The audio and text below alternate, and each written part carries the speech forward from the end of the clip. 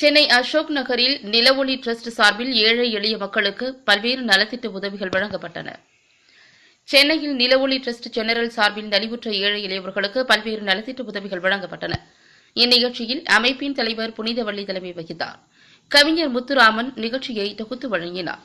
இந்து பார்வை ஆசிரியர் பிரேம் சாகர் பள்ளி மாணவர்களுக்கான அறிவு திறன் குறித்து கேள்வி பதில் நிகழ்ச்சி நடத்தினார்.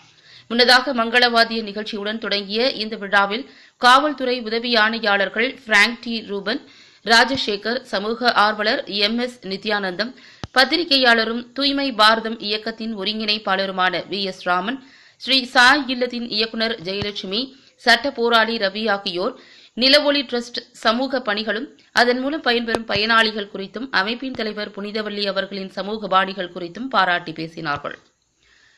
இந்த நலத்திட்ட உதவிகளில் தையல் இயந்திரம், பள்ளி மாணவர்களுக்கான நோட்டு, பேனா, பென்சில்கள், அன்னதானம் போன்ற பல்வேறு உதவி திட்டங்களும் வழங்கப்பட்டன. மேலும் நலிவடைந்த நாதஸ்வர கலைஞர்களுக்கு உதவித்தொகையும் வழங்கப்பட்டது.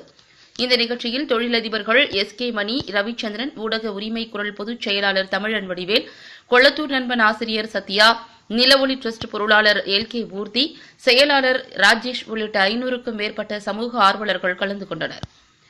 இந்த விழாவில் சிறப்பு அழைப்பாளராக கலந்து கொண்டவர்களுக்கு நிலவொளி டிரஸ்டின் தலைவர் புனிதவள்ளி தனது திருக்கரத்தால் பொன்னாடை போர்த்தி நினைவு கேடையும் வழங்கினார்.